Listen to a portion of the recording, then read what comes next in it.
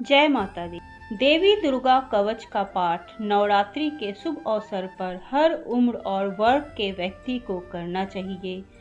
इस पाठ को करने से यश, सुख, सफलता, समृद्धि, वैभव, कीर्ति, पराक्रम, सेहत सहित खुशियां और उन्नति मिलती है।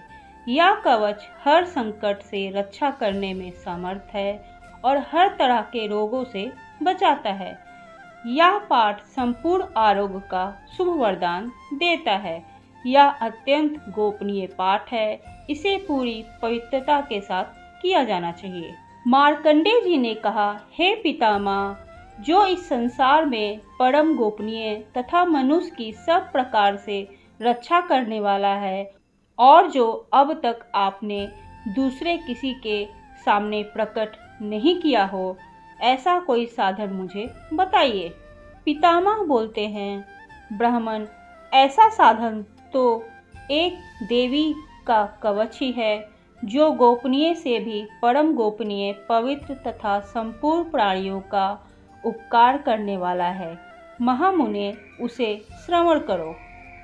इनका पहला नाम शैलपुत्री है, दूसरा नाम ब्रह्मचारिणी है, तीसरा स्वरूप चंद्रघंटा के नाम से प्रसिद्ध है, चौथी मूर्ति को कुष्मांडा कहते हैं, पांचवी दुर्गा का नाम स्कंद माता का है, देवी के छठे रूप को कात्यायनी कहते हैं, सातवां कालरात्रि और आठवां स्वरूप महागौरी के नाम से प्रसिद्ध है।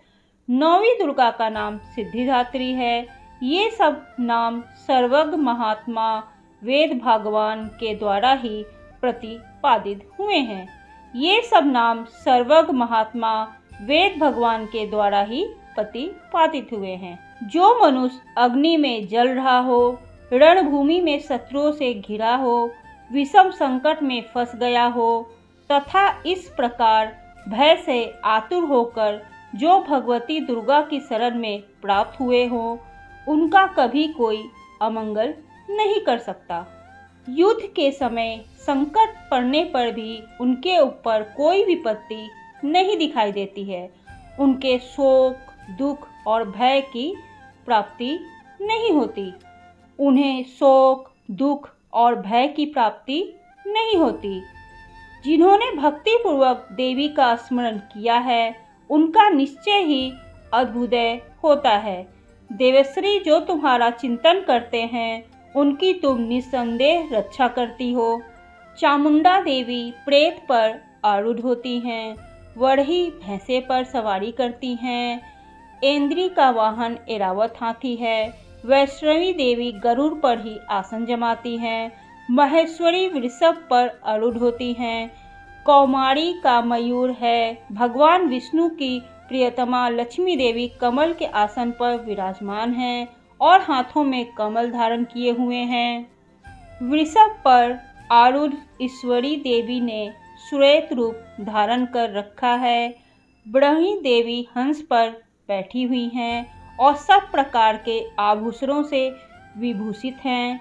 इस प्रकार से ये सभी माताएं सब प्रकार की योग शक्तियों से संपन्न हैं। इसके सिवा और भी बहुत सी देवियां हैं जो अनेक प्रकार के आभूषण की शोभा से युक्त तथा नाना प्रकार के रत्नों से सुशोभित हैं। ये संपूर्ण देवियां क्रोध से भरी हुई हैं और भक्तों की रक्षा के लिए रथ पर बैठी दिखाई देती हैं।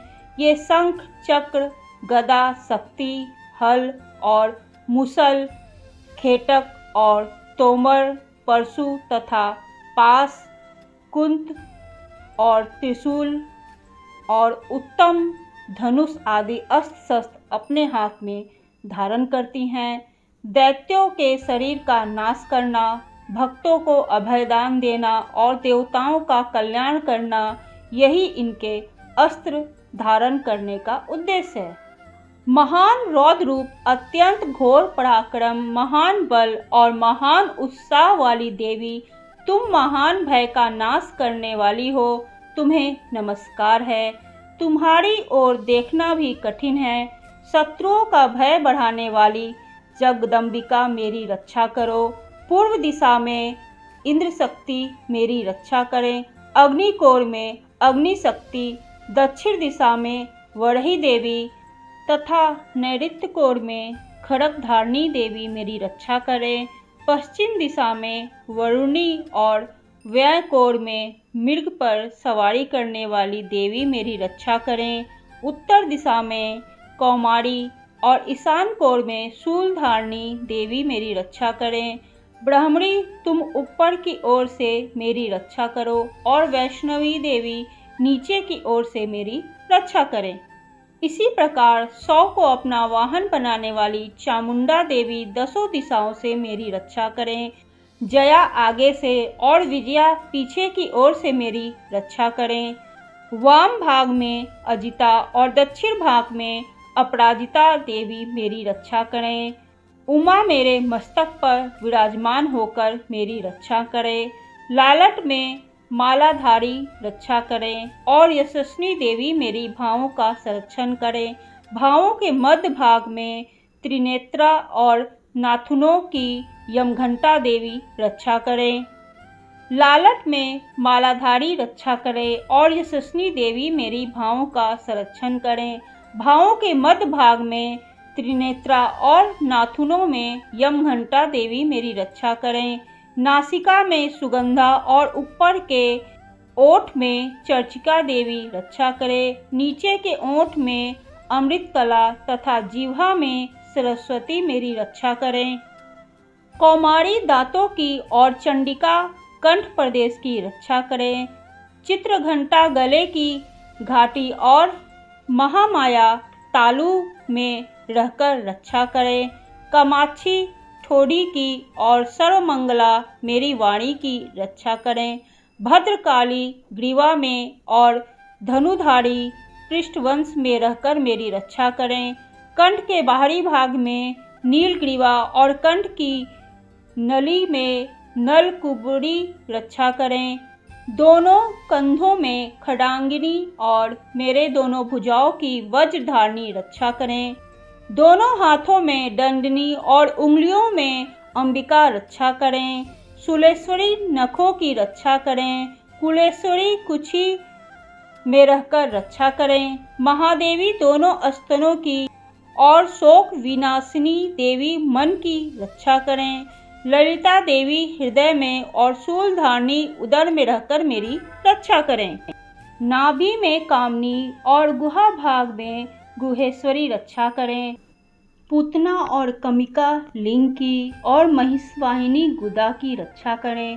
भगवती कटी भाग में और विंध्यवासिनी घुटनों की रक्षा करें।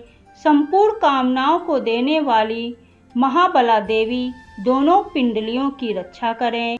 नरसिंही दोनों घुटियों की और तेजसी देवी दोनों चरणों के पृष्ठभाग की रक्षा करें। श्री देवी पैरों की उंगलियों में और तलवासनी पैरों के तालुओं में रहकर रक्षा करें। अपनी डाढ़ों के कारण भयंकर दिखाई देने वाली दृष्ट कारली देवी नखों की और ऊर्ध्व केशनी देवी केशों की रक्षा करें। रोम वालियों के छिद्रों में कौबेरी और त्वचा की वारेश्वरी देवी रक्षा करें। पार्वती देवी रक्त, मंजा, वसा, मांस, हड्डी और मेद की रक्षा करें। आतों की कालरात्रि और पित्त की मुकुटेश्वरी देवी रक्षा करें। मूलाधार आदि कमल केशों में पद्मावती देवी और कफ में चूड़ामणि देवी स्थित होकर रक्षा करें। नख के तेज की ज्वालामुखी रक्षा करें, जिसका किसी भी अस्त्र से भेदन नहीं हो सकता। वह अभेदा देवी शरीर समस्त संधियों में रहकर रक्षा करें। ब्राह्मणी आप मेरे वीर की रक्षा करें। क्षेत्रेश्वरी छाया की तथा धर्मधारिणी देवी मेरे अहंकार, मन और बुद्धि की रक्षा करें। हाथ में व्रज धारण करने वाली व्रजहस्ता देवी मेरे प्राण, अपान, व्यान, उदान और समस्त वायु की रक्षा करें। भगवती कल्याण शोभना मेरे प्राण की रक्षा करें। रस, रूप, गंध, शब्द और स्पर्श इन विषयों का अनुभव करते समय योगिनी देवी रक्षा करें तथा रजोगुण और तमोगुण की रक्षा सदा नारायणी देवी करें। वरही आयु की रक्षा करें, वैष्णवी धर्म की तथा चक्रिणी चक्र धारण करने वाली देवी यश कृति लक्ष्मी धन और विद्या की रक्षा करें। इंद्राणी आप मेरे गोत्र की रक्षा करें।